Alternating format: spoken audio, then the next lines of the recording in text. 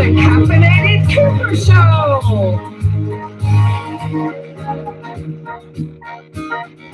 Yeah,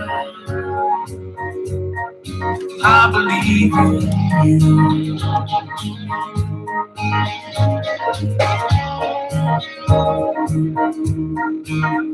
I don't believe in lucky sevens.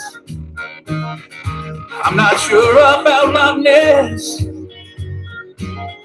but I know I believe in angels. I believe in happiness. Good afternoon, everybody. You know what I love about that intro is that I sit here and not only do I get to hear a very familiar voice, Mr. Justin Peters with Platinum Planet Records, but I am so very proud of all of my guests, of the hard work that goes into making the time to come together. And then there's all types of things that, maybe little obstacles here and there that we have to hurdle through and walk around and tiptoe over to make moments happen. And I love being present in the moment. I have a wonderful guest connected, and man, I get to ask some questions that I've never been able to ask before about relationships and about love relationships, about, oh my gosh, she has such great content on her website. We're going to get into it about love language and physical touch and how much does that matter to a intimate relationship. So Erena Oliver is connected, and we will get to her in just a moment. First, I would love to talk about our sponsor, which is Vitamint, and I have them here in my hands. You know what I did? Kogo Coco is another sponsor, and I love Kogo Coco, and they actually took a slight hiatus. So I thought, okay, well, I'll take their picture out of the lineup. And I always keep all the pictures lined up so that I can easily grab them. And I sat here going, do I want to click this? Do I want to get rid of all these pictures and then go find them, on my computer and reload it? And I'm like, yeah, I got plenty of time. Guess what I forgot to do? I forgot to reload the pictures. So I'm going to make sure that I have Vitamint's information scrolling at the bottom. And here it is so that you can jot it down. Their website is goviter.com. And I have the product right here. I always have Vitamins on my desk because if you broadcast, if you're in front of the camera ever, you know that you can never, ever chew gum. So there's a lot of different products out there that are kind of chewy or edible products that you're eating and maybe you get something stuck in your teeth. Not with the Vitamins. I love these guys. I almost always go for my Vitamins, and really I love the flavor Winter Mint, and they have or wintergreen, and they have such a nice wintergreen mint. So they have 5 different flavors: wintergreen, spearmint, peppermint, cinnamon, and chocolate mint. Chocolate mint. That's a unique one, and it really, really is nice. So their website will tell you that it's energy, great taste, and convenience in one product. So one mint, which is like twice the size of a Tic Tac, they're not very big, is 40 milligrams. That's half of a cup of coffee. 40 milligrams of caffeine per mint. It also has B vitamins. So you get that boost of vitamin B complex in each mint: niacin, B3, B6, folic acid, B9. Never even heard of B9 before Vitamins for me. And B12. 20 mints per tin. They're sugar-free, 0 calories, and they are vegan, Star-K kosher, gluten, dairy, soy, wheat free. So go over to goviter.com. That's goviter.com, or Amazon and Walmart, and you can acquire some Vitamins for yourself today. So now I would love to introduce my wonderful, beautiful, gorgeous woman who is connected with me. And she's actually in New Zealand, which is a wonderful connection because the farther away, although it's a digital connection, the more planning it really takes. And she's carved out her morning. I believe it's actually Monday morning there. So Erena Oliver is an integrative remedial well-being and relationship coach. She says, my purpose in life is to help women and men just alike to find the vibrant well-being, love, joy, and fulfillment you deserve. I train with flower essences and aromatherapy. became a certified BodyTalk practitioner, and an Accunect therapist. Using the Accunect, and that's registered, so I'm going to have to ask her what that is because I'm unfamiliar techniques. These modalities reaffirmed my findings, expanded on my knowledge, and opened me to the world of Chinese medicine, Meridians, and 5 elements. I have overcome allergies, borderline personality tendencies, IBS, Fibro, MS, and dysfunctional and toxic patterns in my marriage, to a marriage that is juicy and connected. And without any further ado, Miss Erena Oliver. Hello, how are you? Good morning. How are you? Well, good evening, wherever you are in the world. Time. You know, it's just fascinating how big and vast this world is. It is 4:10 p.m. Eastern here on Sunday afternoon, evening. What is it in New Zealand? You've come to the future. It is 10:10 on Monday, the 21st. It's just amazing. All the beings on Earth, all of the possibilities. And we find ourselves in relationships many times, if you're like my parents, a relationship with one for a very, very long time. That is a hard thing to do. How did you begin within your journey of what did it start with, Eastern medicine, or did it start with saying, you know what, there's some things in my marriage I'd love to evolve? I think it actually started with trying to address depression. Knowing that that was creating conflict. It was years before I came to the understanding that what was happening in our marriage was abusive and very toxic. I didn't make that connection because I thought it was just what everybody faced, challenges and that sort of thing. So I suppose the beginning of my journey started trying to get out of depression. It was a quote of Wayne Dwyer's that leaked out off the pages of a magazine as I waited for a prescription for some more antidepressants that said, if you keep doing the same things, you'll keep getting the same results. And in that moment, I knew that there was something that I was doing, that when I came off this medication, I would be going straight back into these patterns. And I needed to address that because I didn't want to be on medication. And I'm going to pause just for, oh, here we are. We froze for just a moment. So I didn't want to ask a question, then the guest would be, the viewers would be confused as to what the question was. So we are back. Yeah. That is a very powerful move to go from on antidepressants and realizing, you know, there has to be more. There has to be more possibilities of looking into holistic ways of how to come back to center. Were you very nervous? No, I was prepared to do what it took because I realized that not only was I destroying my own life, I was also destroying my husband's life and the life of our children. And while I had a nursing background, my parents and grandparents had always used natural means for so much of their health. So I knew that there had to be another way. So what was your first step? What was the first thing that you embraced within that journey? Dealing with my emotional crap.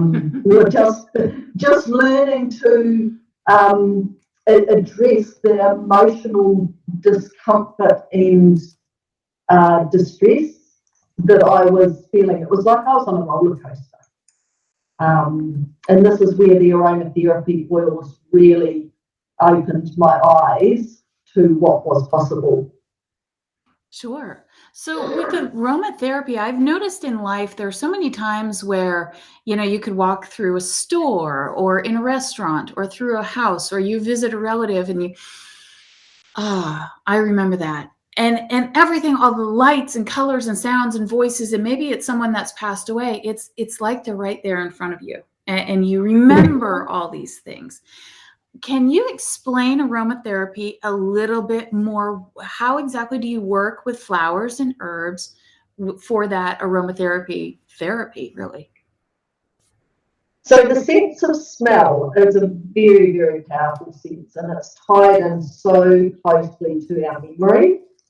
I know of friends who cannot stand the smell of lavender because it reminds them of a grandmother who was very hard and staunch, and they would rather not be reminded of that. So the sense of smell connects us to so many things, and at the same time, the chemical constituents in the essential oils can activate healing within our body.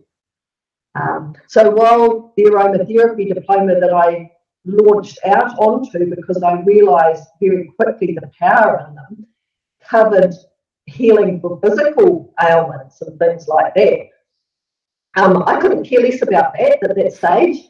It was the emotional stuff that I needed help with, and that is what I focused on. So then what was your next step past aromatherapy? I suppose it was integrating the energy medicines, looking at the patterns and beliefs.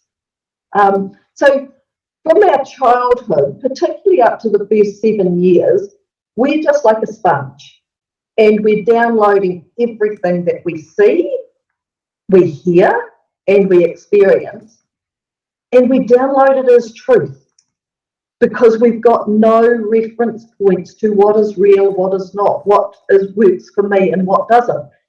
So the belief systems that we set up as little children get reinforced and repatterned over and over. They might look slightly different, but the thing is, as adults, we're no longer that 2-year-old or that 5-year-old or that 7-year-old. But when we're still being controlled by subconsciously those belief patterns, it messes with our life and our potential. And they don't suit us.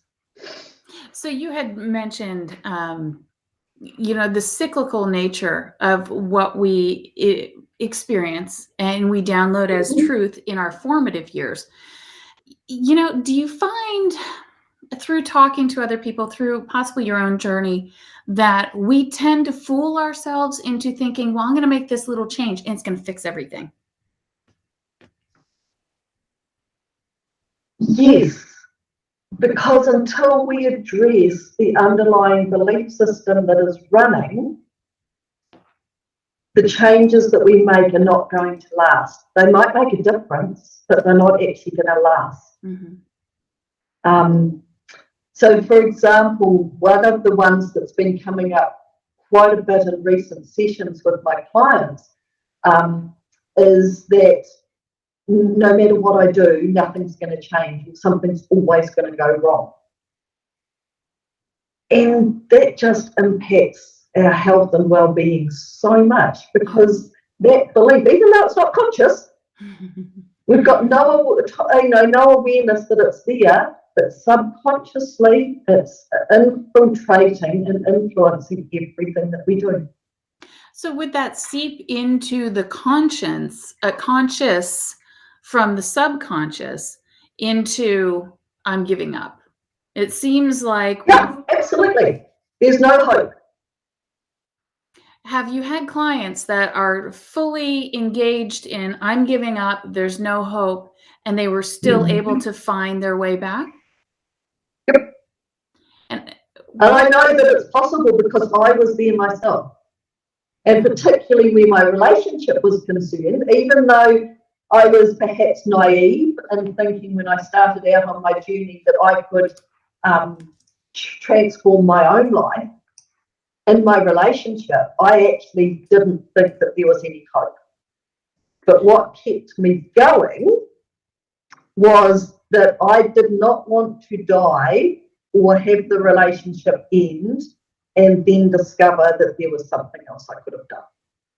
It's amazing when you look at the human system as a whole, it is built for survival. The body really does not want to die. It is going to fight almost harder sometimes than we do mentally.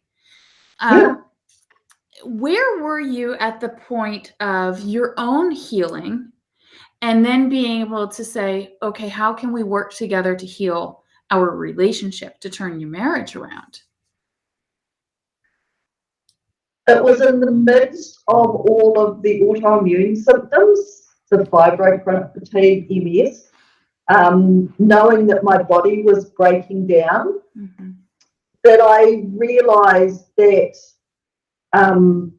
the powerlessness that I was feeling inside was actually being played out in my relationship. Wow. So, in healing myself and taking responsibility for myself and healing the powerlessness that I felt in myself, basically, in a nutshell, stopping abusing myself. Yeah. The abuse externally started stopping. And then I realised that there was some hope.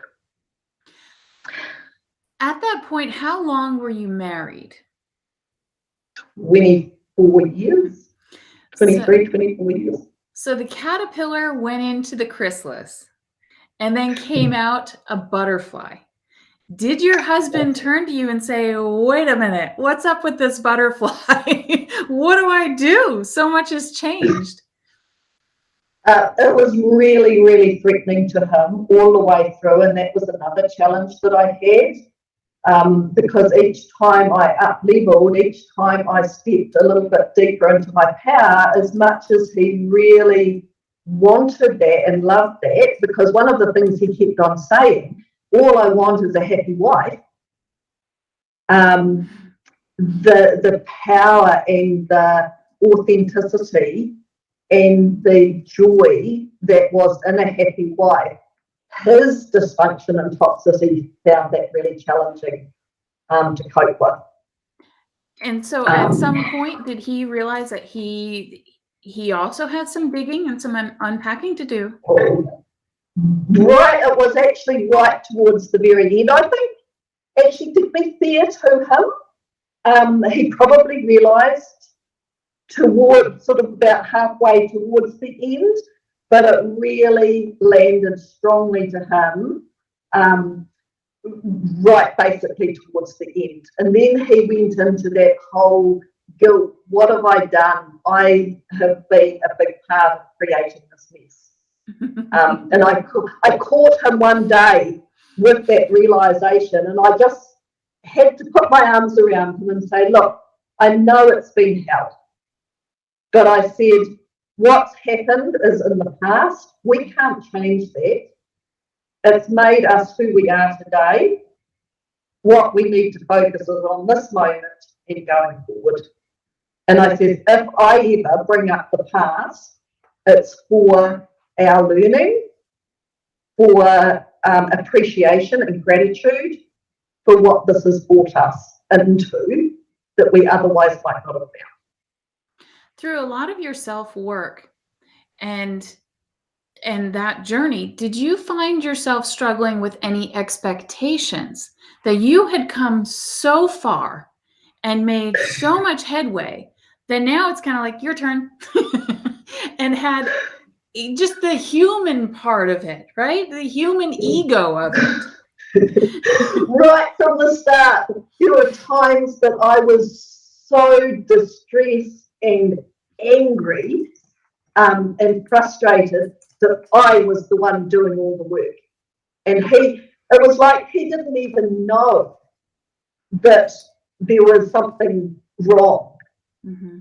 He blamed me of it all. But what kept me going was that regardless of what happens with him and with what happened in our relationship, I was feeling $1 million. Mm-hmm. My mental health was transforming. My physical health, the symptoms were getting less. The pain and the dysfunction was getting less. So regardless of what was going on in our relationship, even though there were times that we were still going, because it's like when you throw a stone into the pond, the ripples go out and affect the whole pond. So for me, myself, I was transforming and feeling so much better about myself and where I was and that sort of thing. But I was noticing changes in him. Like he wasn't able to treat me the way he had been treating me because I wasn't reacting the way that I used to react. So there was those little things, even though there were times that it was like, I just wish he would do something and address his own crap. There were those little moments that made me go, keep on going, no, Erena, just keep doing this because things are changing. And any change is better than no change at all. That's a huge blessing. That's a huge blessing that he saw that. Consciously he might not have, but the fact that he was changing. It's a very scary word, change. And then it's a magnanimously scary thing for, in my experience at least, for a husband to realize, oh, wait a minute, like this thing's actually happening. I'm getting a different response from her. Why is she calm? Is she going to kill me in my sleep? Like, what's up? Yeah. And I've noticed. Or am I going to lose to her? Yes. Is she going to want to go and find somebody else, or is she going to want to just leave me? Yes. And I think that was perhaps one of his biggest fears. Do you coach a lot of men? Not at the moment. I have coached a few, and I've had a couple of couples that I've seen separately, but sort of in tandem.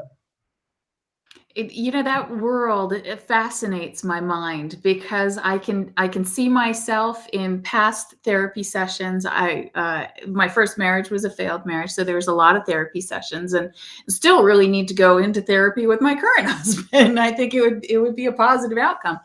But the one thing in talking to a lot of people, and even from my own experience, he is so confused that something's changing. And she is so confused that he just can't get it. He doesn't have the rule book. Where was he when the rule books were all handed out? Like, he's supposed to know this stuff.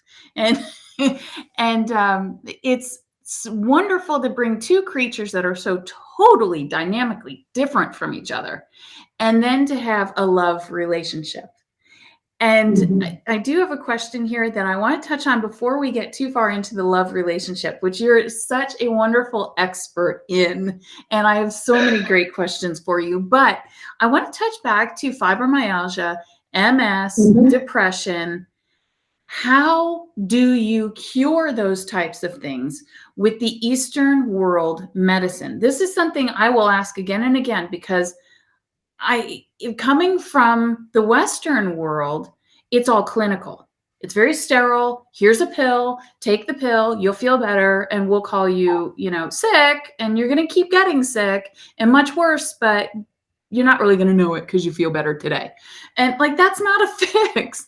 So how are you at this point? Do you still technically have MS and fibromyalgia and depression? I have no idea. Really? So I'm symptom-free.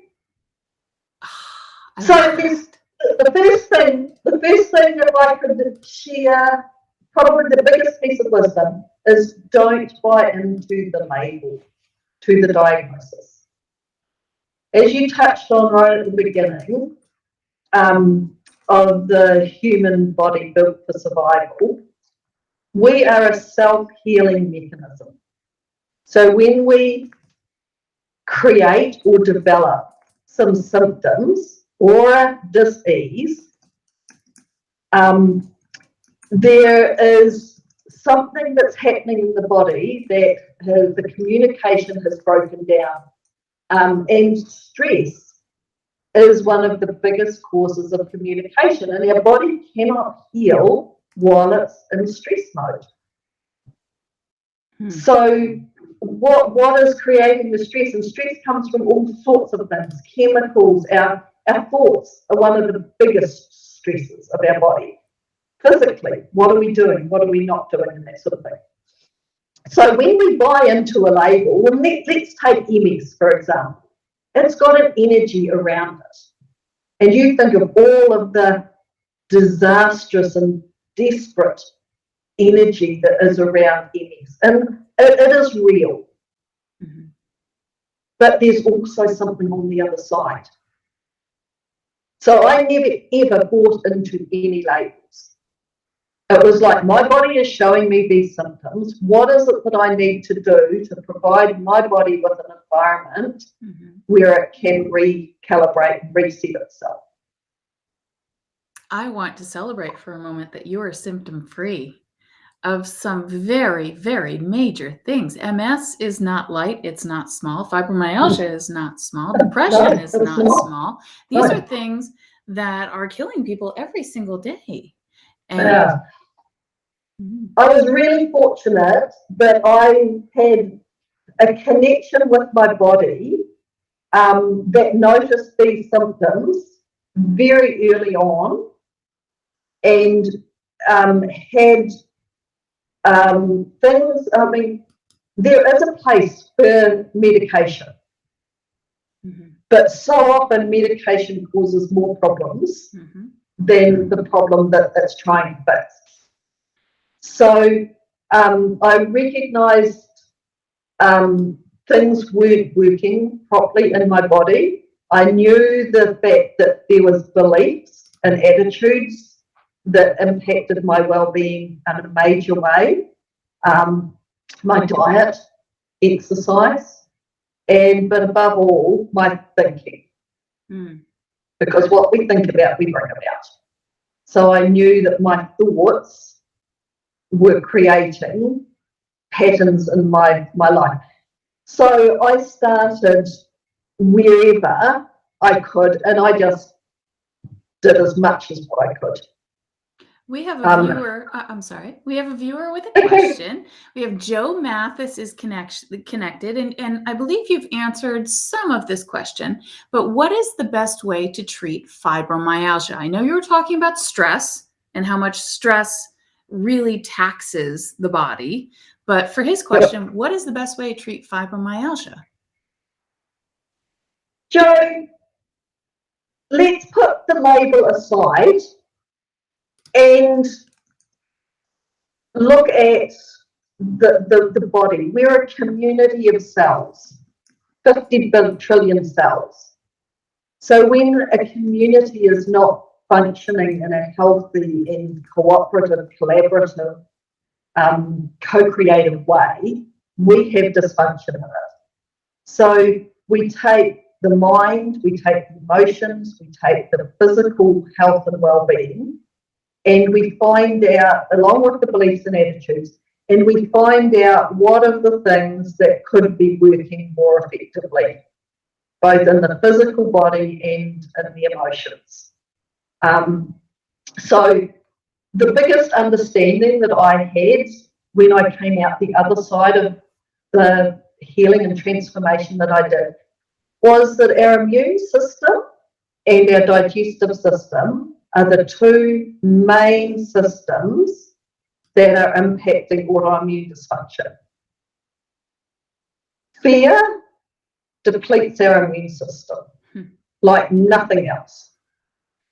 And the feelings of powerlessness render our digestive system and our immune system as helpless. Every cell in our body feels our emotions, and they feel what we're feeling. If you have a sore back, what is the first thing we're often doing? Oh, this back's killing me, and we're beating ourselves up. If you have a child and are hurting, what do? You comfort them, you encourage them, you reassure them. When we start doing this with our body that's hurting, that's in pain, that's not working well, we're saying, I hear you, I see you. What can I do to comfort you? then every cell in our body is going, oh my goodness, she's hearing me. She knows that I'm here. She knows that I'm hurting. And so I know I've got a different way of looking at this, but it's like our body shows us through pain that something's not right. It shows us through tension and not working properly. So when we can start, and one of the other interesting things is, I don't know whether it's 100% accurate, but I would say probably 99% accurate. People who have got autoimmune dysfunction have experienced victimization. They've been victimized. They are bullies. Because that was the core aspect, I think, that transformed mine. So we start by taking back our power to find ourselves. Who are we? To find our courage, to find our confidence in ourselves, along with taking supplements and clearing, getting our gut working functionally and exercise and working on the mind. Long-winded, sorry. No, not at all. I'm actually typing that in. I think that is so profound. So I'll just call it a large percent of people who have autoimmune dysfunction have had trauma in their lives. Yep. That completely is the opposite of anything that we hear, especially here in the United States with Western medicine, where they say, oh, it's genetic. It's genetic. Really? Oh, Dr. Bruce Lipton says that only 5% of health conditions or disease is genetic. The rest is our environment. So you take somebody who's been abused, they feel powerless. And you will have fear of many different things circulating in your mind, and you will live that fear. Yeah, absolutely. That makes so that powerless for me started in the first term in utero, first trimester. My mother had a breakdown. Wasn't her fault. But that chemical soup of her powerlessness and feeling hopeless, and the fact that she was pregnant and didn't know whether she was going to be able to look after this baby that was coming, was downloaded into me through the placenta, through her chemicals. So I came out primed and programmed for a life of powerlessness and hopelessness. I was abused between the age of 2 and 5. That set up another lot. I was bullied at school. And then I had 24 years of verbal and emotional abuse in my marriage. Oh. So it's probably no wonder that I was feeling a little bit powerless. Well, yes. And I'm sorry to hear that. I'm sorry that you endured all of that.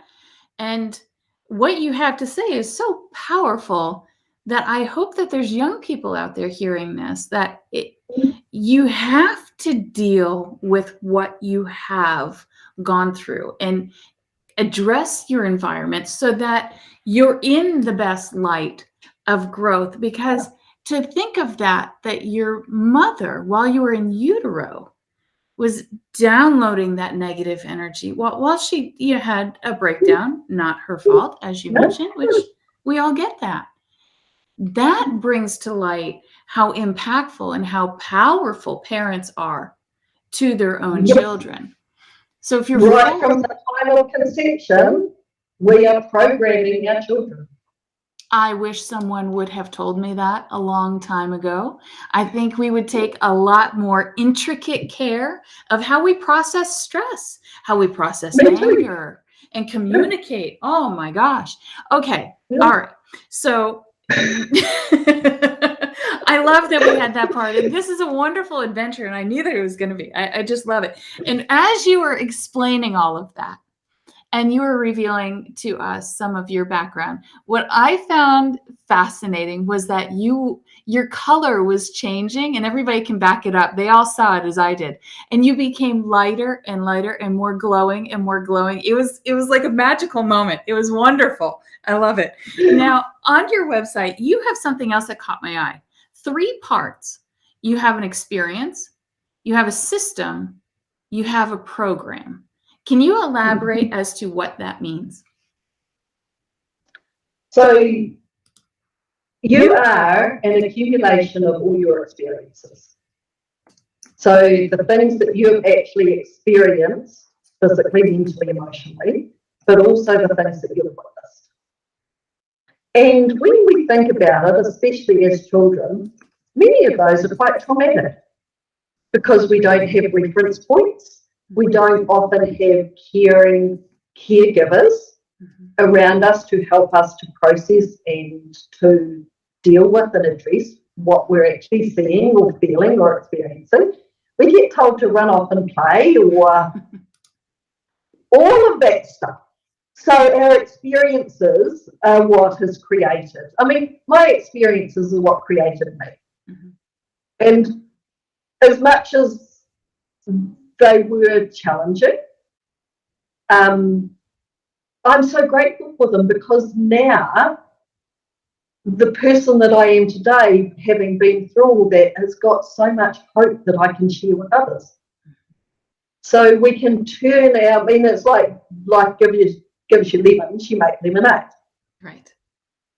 Anybody can create something different. So experiences, what was the other things? So you have an experience, a system, and a program. System, yeah. So in your body, you have systems, energy systems, the systems of digestion, elimination,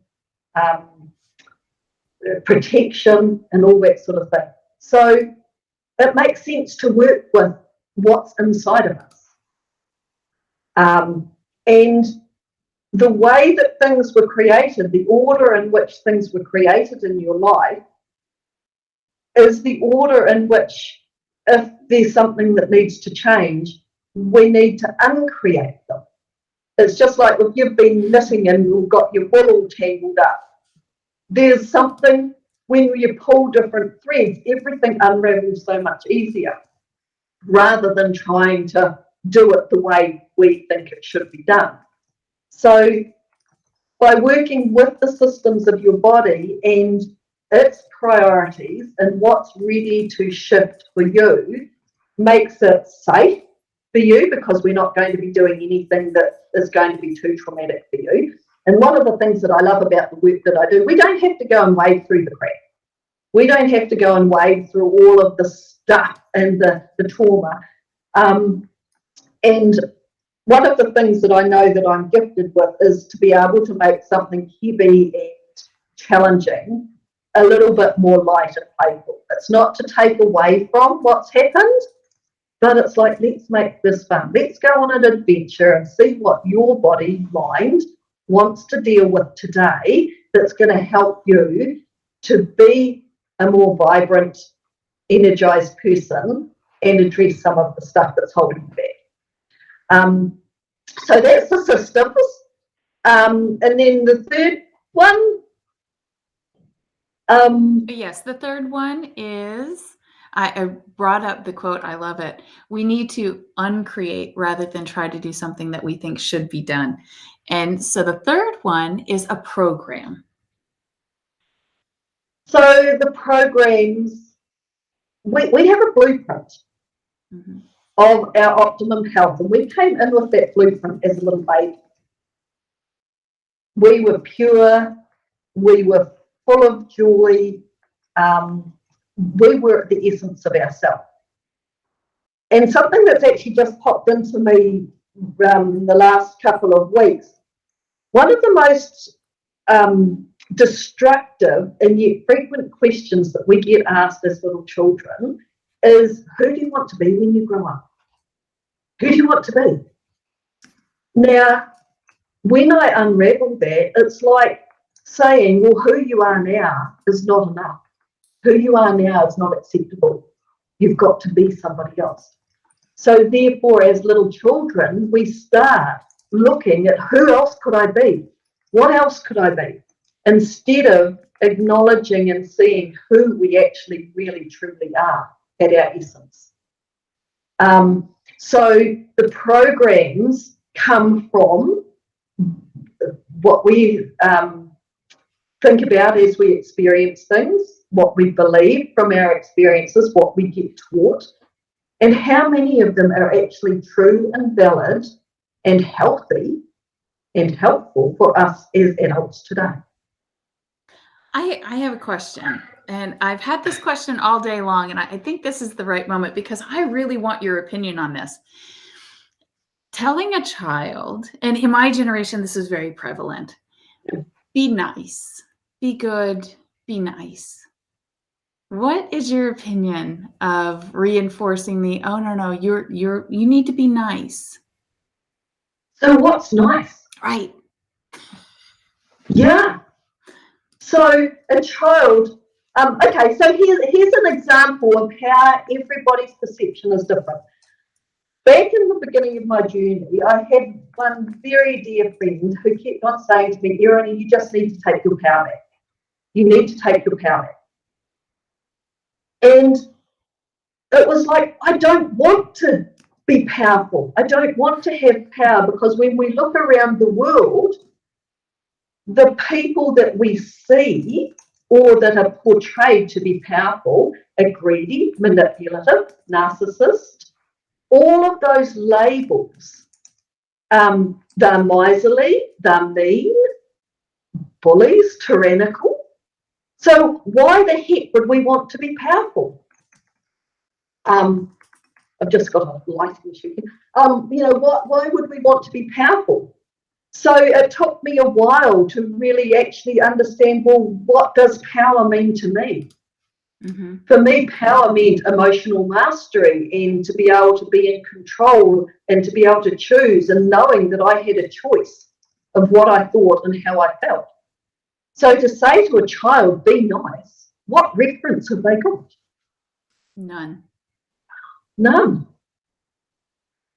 Nope, absolutely none. And in my perception of be nice, well, since they don't have any reference, they just think in my perspective, because I guess I was told the same thing, which I know it was, was do what we're telling you to do.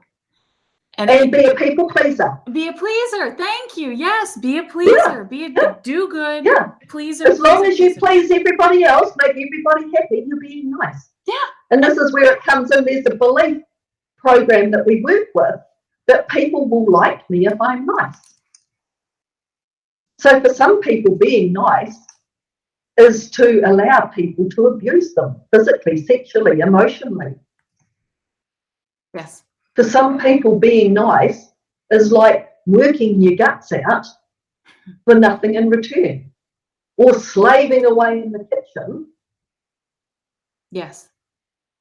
So to your point of your friend saying, find your power, get your power back, and discovering what power is. It's so interesting because we're holding hands in this moment. That was a moment where I became such a selfless pleaser that it was not doing my body any good. No. And or your relationships.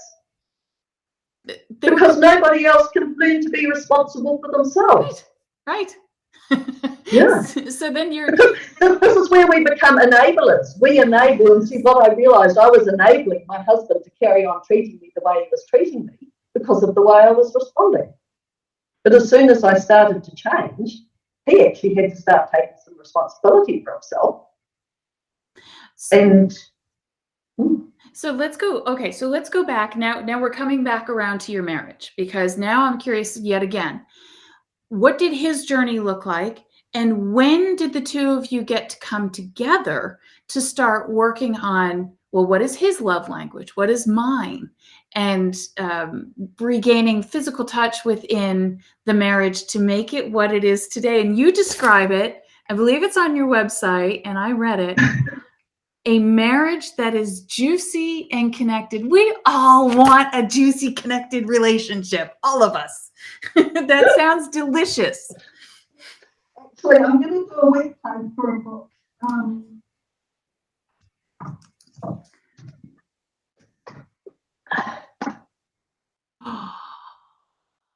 Queen Code by Alison Armstrong. Oops, I've got a line. Okay.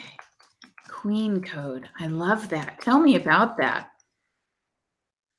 See, I wish I'd had that book 20 years ago, although it might not have, I wouldn't have had the journey that I've had. And I've obviously needed to have that. But she helps us to understand the difference between men and women on a really powerful level, but how we as women have been taught to emasculate by the way we think about them. So after I read that book, it's like, oh my goodness, as women, as mothers, we are responsible for the way we treat our men. And giving an example to our little girls is to how we treat men, but also to little boys, because little boys grow up disrespecting and dishonouring women by the way they treat them because of how their mother treated them and treated the men around them. And it's like, if that is how women treat men, I'm not going to have anything to do with that. So I'm going to stand up and I'm going to get them first and I'm going to treat them like shit. We're responsible for teaching our little girls how to honour and respect ourselves, but also how to honour and respect men as well. Mm-hmm. So the whole pattern in some ways starts with us, but when you've got a man who is disrespecting the woman, then little girls change that. And I know for my own 3 children, our relationship when they were growing up was very dysfunctional and toxic, and it's had an impact. But fortunately seen in their teenage years and later the transformation that's happened and what can be possible and how we can treat each other. So coming back to hubby and I think perhaps one of the most important things, and I'm only just realising getting clarity on this now, is that I allow him to be who he is. I see the dysfunction, I see the toxicity, I see the way he treats others, I see the way that he treats myself, but I don't take it personally. Most of the time. It's his upbringing that has created the way that he treats me and others. And when he has got this need to be accepted and wanted, he will behave in ways, depending on who he is, that will bring out different aspects. That's his journey. Mm-hmm. He is getting better at applying that to me too. Although this is not something that we actually talk about, he has been more, and I think it's because I've been accepting of him, that is allowing him to be more accepting of me in all my quirky, weird, far out ways. I mean, he often tells me I'm not living in the real world, I'm on a different planet. But that's okay. But we come together and we walk beside each other.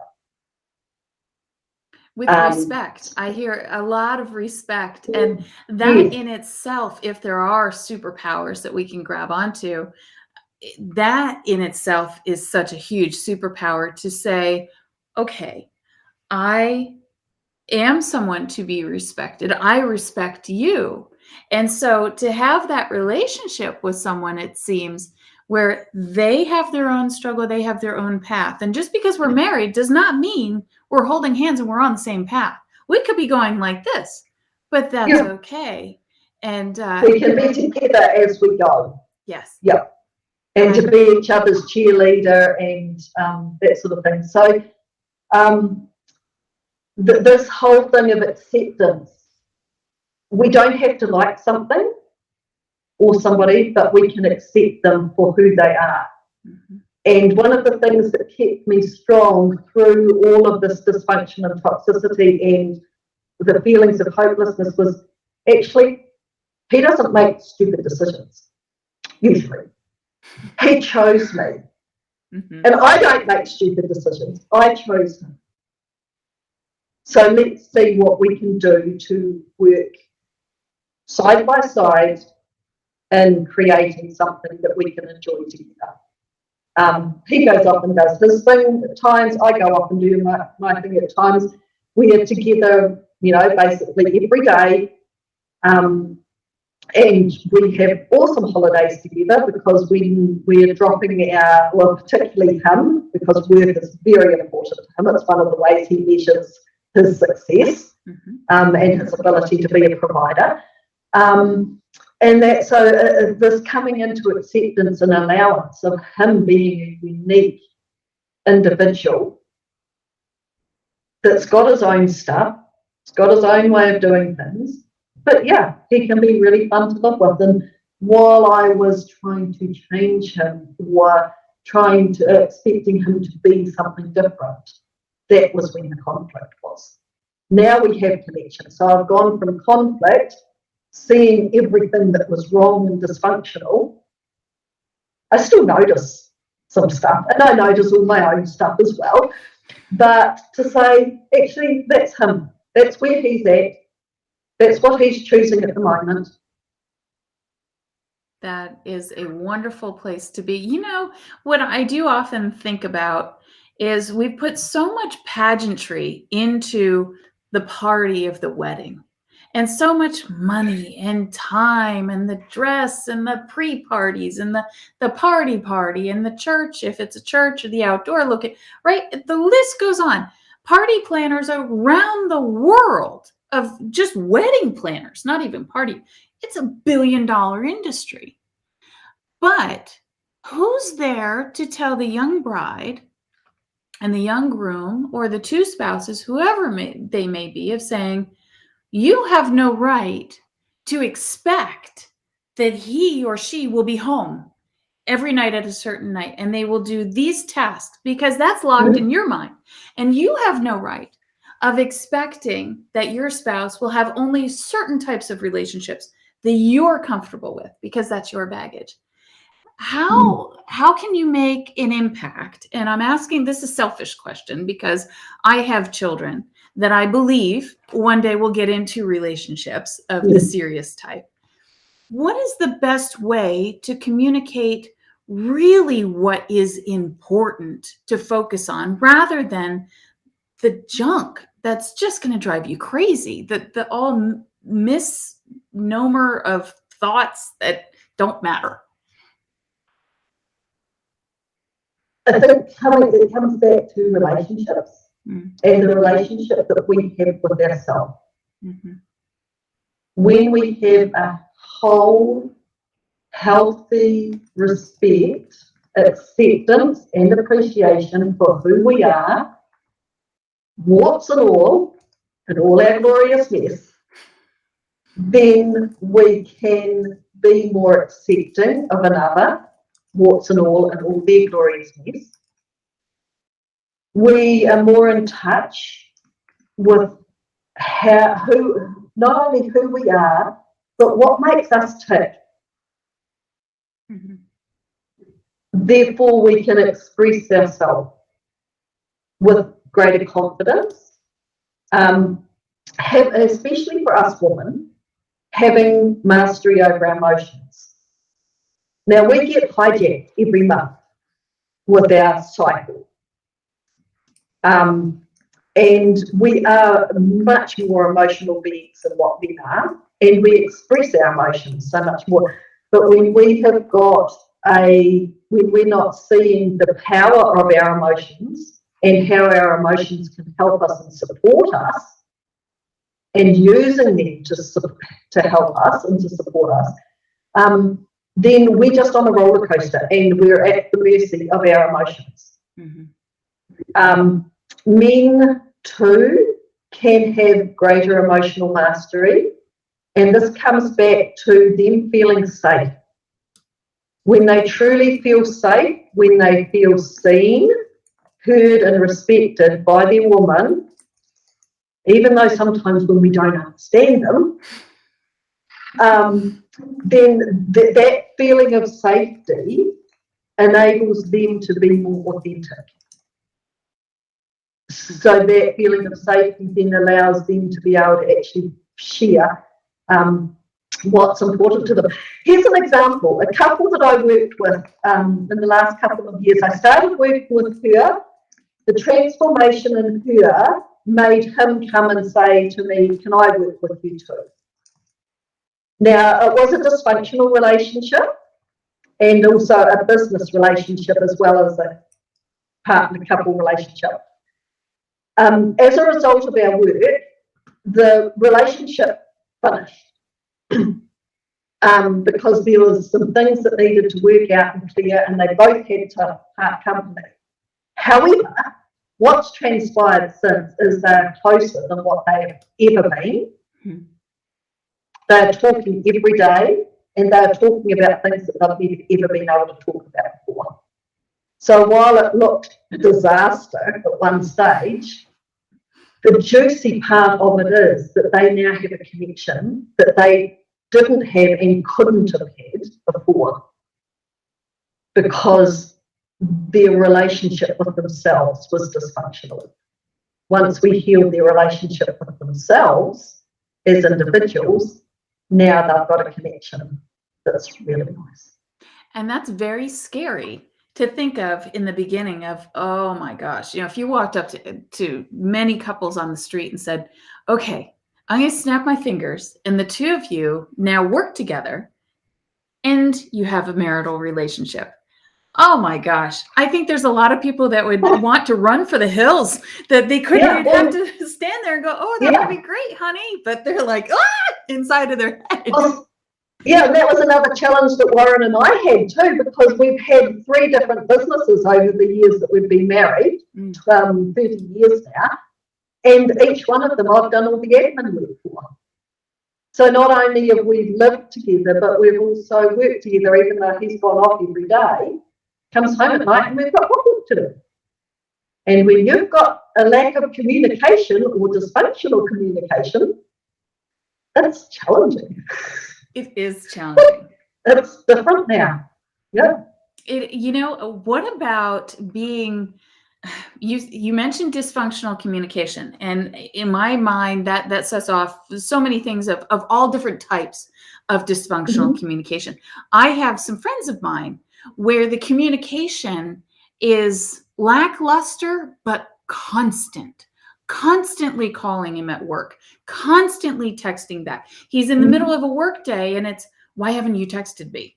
And it's almost as if she's creating, and she really is in a huge instance, her own, she's fighting a fight alone.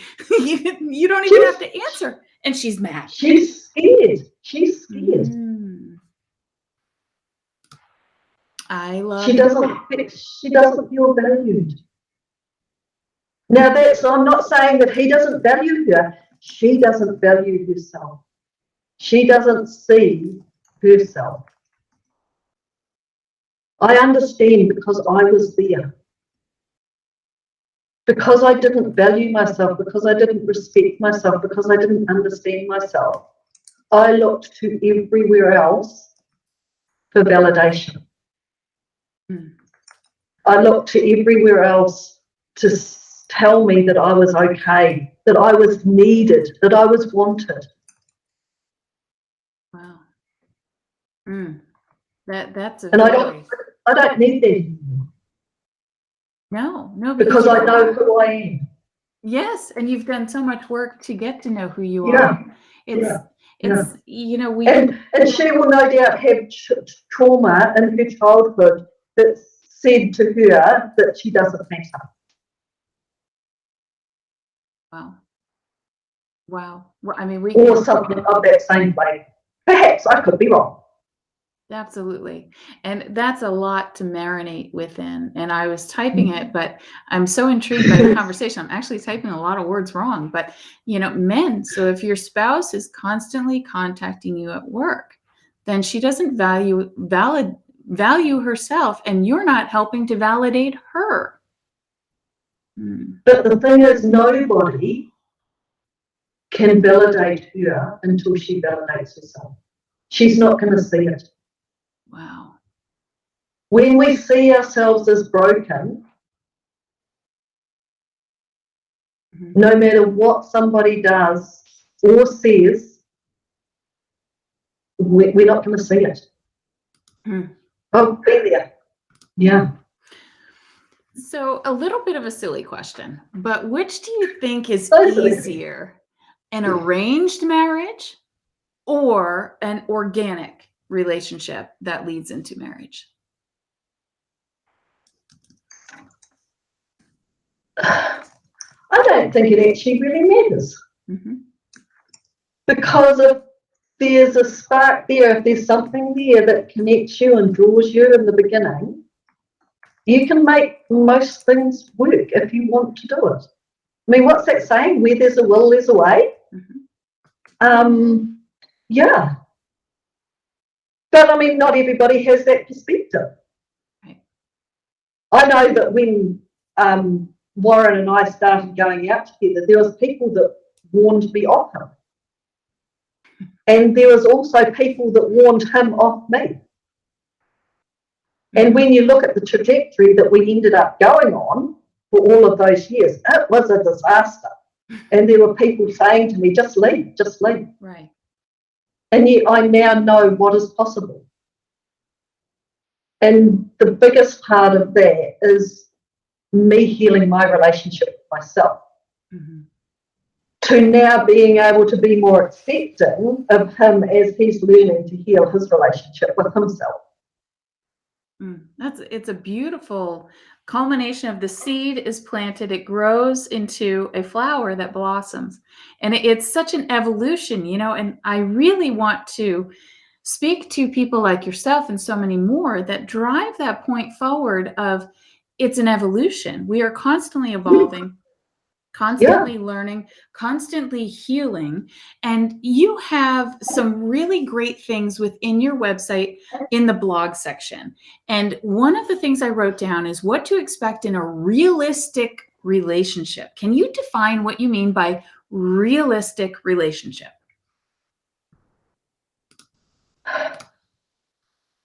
Does that mean that I shouldn't expect to go marry Brad Pitt one day? Well, if that makes you happy and he's happy, well. I really don't think it would. So, again, it comes back to our relationship with ourselves. What do I define as realistic is not somebody else's definition of realistic. Sure. And it's being able to accept another person's point of view, not necessarily agree with it, but accept it and come to some middle ground. It's that agree to disagree. So the respect, the acceptance part is really huge. And until I learned to accept all of me, and it's a work in progress, I'm still finding things that need accepting. I was less able to accept all of him or more of him. He's not me. He hasn't had my upbringing. He hasn't had my parents. He's not a woman, for goodness sake. So he doesn't get hijacked by his hormones. He hasn't carried 3 children. He hasn't, he doesn't cook. He doesn't, all of those sort of things. And I think this is the unrealistic aspect, is when particularly women think of their men as hairy women. Men don't have the same makeup, perceptions, ways of thinking of things as the women do. No, not at all. And all a man actually really wants is to provide and protect his loved ones.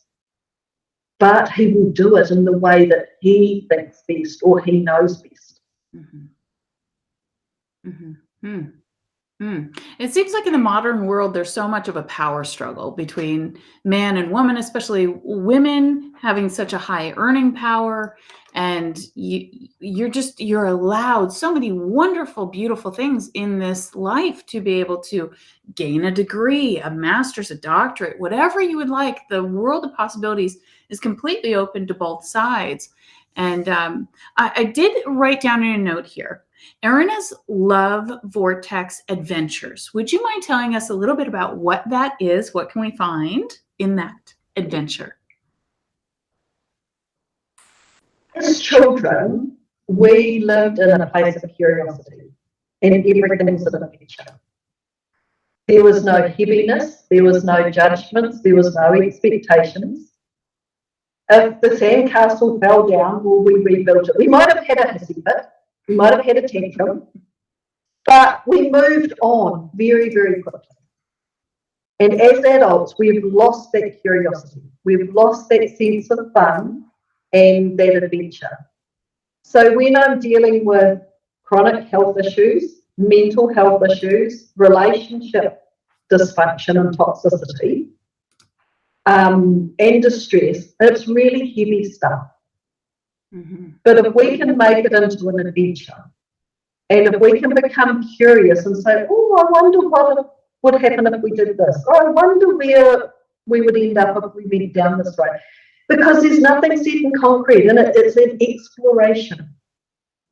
And while I've got so much wisdom and experience, that's not going to resonate for you, or all of it, or some of it. But we go on an adventure to explore what could work for you and allow you to find out for yourself and start to open up this childlike curiosity in you. I wonder what else could be possible. So then it becomes your adventure with somebody who's guiding you for a start. But one of the things that I love so much about my work is the empowerment side of it, is that I set you free to start being in charge and in control of your own life journey. Okay, sometimes my clients will come back to me after 6 months or a year or whatever and say, hey, help, I've got this going on, and I'll just set them back on their feet again. But mostly my clients are fleeting, because the things that I share and teach with them, they take and weave into their own life and run with it. So that's the adventure. And because it's done with love. It is done with love. And as you were speaking, the one image that I could see you doing was you're there to pick up that fallen down toddler, put them back on their feet, and off they go on to their next adventure. And that's such a beautiful ability to be able to do that, because we are all, I truly believe, my mother has stated it many times, and they will be celebrating their 83rd birthday this year, both my mother and father. And she said, I'm still just a kid. I'm still just that, 13-year-old girl that used to rearrange my mother's apartment, and I love design, and that's my happy place. And it's amazing how we are always, always young at heart. But to have someone such as yourself, because we do lose our way along the way. And I do too. And that is why I've got my support team. Yes. And I loved your reference about the child, picking up the child. So here's something. When a child sits down and hurts themselves, when a baby is learning to walk, the parents are there every step of the way, encouraging them, picking them up, empowering them, and reassuring them. When we've been doing something for a long time and we've got stuck in a rut and we've got dysfunction happening and we've got health issues and that sort of thing, and we start to change our patterns and do something different, we're going to fall over. We're going to knock into things. We're going to come up against things that maybe even tip us upside down. Yes. Working with me is a no judgment, no criticism, no shame, no blame zone. Love it. Because that little child, if it didn't get the encouragement and the support to get up again and carry on going, they would stop trying. So we need to do this for ourselves. We need to encourage ourselves. We need to reassure ourselves. Okay, where we are now, I might not like it, but it's where I am, and I'm not going to stay here. It's okay to fall over, because I'm going to get back up again. Become our own cheerleader. Because if we don't, who else is going to a lot of the time? Absolutely. And to have that, I wrote that into the broadcast. Working with me is a no judgment experience. Everybody needs to know that is what we need to have within our team. And to be able to be authentic with self, to be able to be authentic with anybody else. Now, part of cleansing oneself is through meditation for a lot of people. And I do want to bring up your website. Would you mind telling us about what we can find on your website, especially the meditations, which I find to be really beautiful that you offer those? So the meditations that I have there at the moment mostly are with my bell drum music. And my bell drum it's actually made out of a 9 kg gas bottle that a friend has recycled, and he's tuned. And I just play that. And I have a couple of tracks. One is with just the bell drum, and the other one is with some background music, some rain, birds, and that sort of thing. I understand that the music itself is very healing, so I just let that do what it needs to do. I do have a guided meditation that takes you through a journey into your body, and that can be very healing. Last year, I purchased a set of crystal bowls, and I want to be doing some more meditations with the crystal bowls, more guided meditations. In fact, the other day, and I was putting this out here because it's going to help me to be accountable, I would love to do a pain meditation to just change perception about pain. Mm-hmm. And so that's going to be one of the next things on my list. But I understand that the people that have downloaded and used my meditations notice big differences. They sometimes will have them playing in the background when they're working, when they're driving, when they're just wanting to chill as they're going off to sleep, or when they're upset. So that's multiversal. Do you mind if we take a listen just for a moment? Go for it.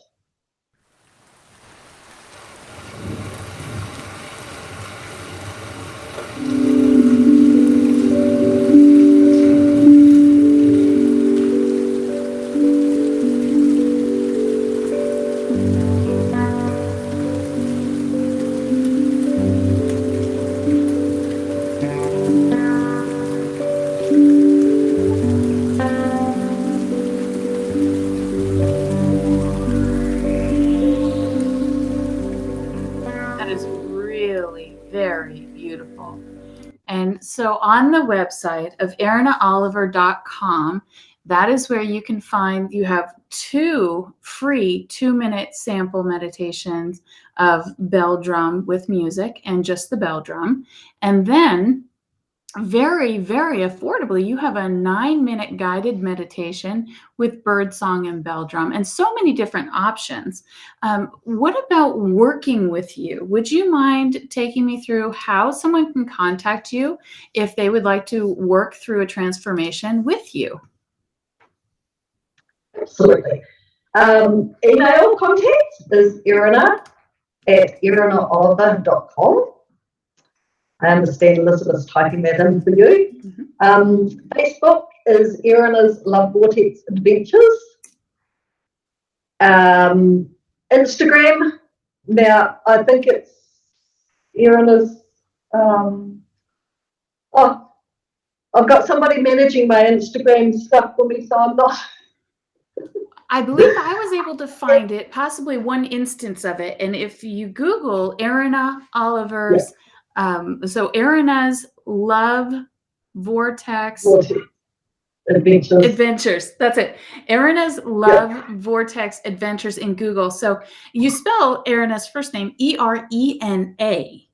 And the website and email address is ErenaOliver.com. or email Erena at ERENA@ErenaOliver.com. Well, I have had a wonderful evening here. You have really added a lot to my Sunday, and I've had a lovely time with you. I want to thank you so much for your time. Thank you. Okay, pumpkin. Yes, and we're friends. You're a friend of the show, and I hope that when you do have anything new within your world, I would love to know about. I'd feel honored to know about. So please let us know. You're welcome to come back onto the show absolutely anytime that you would love to, and you have time for me to do so. I absolutely enjoy that, to meet with you again. Thank you. All right. Well, Erena, have a wonderful Monday. And thank you so much for skipping your morning gym routine to be with me. That's a tall order. I know once we get our bodies ready for it, it's like, oh, it's so exciting. And then you have to say, oh, well, maybe a little bit later today, and then your body's like, what? So it's the mind, body, spirit connection, right? And I know that you are going to have a wonderful day. So thank you very, very much. And if you would like to hang on in the green room, you're welcome to, and then we can say goodbye properly. But I really enjoyed having you on the show today. Thank you. Well, everybody, as always, we are blessed. You are blessed. I love you. It has been a different weekend, as you can tell. I don't know if you can see my puppy. No, you can't quite see him. He has been in the studio with me all weekend long, as we've had so many great guests this weekend. I am taking 2 weeks off. I do have to go into a spinal surgery on Tuesday, and then we will be back with you at the beginning of March without the puppy. So everybody have a wonderful day, a wonderful evening, and thank you so much for connecting with us. I hope that you've taken many notes, and you will check out ErenaOliver.com.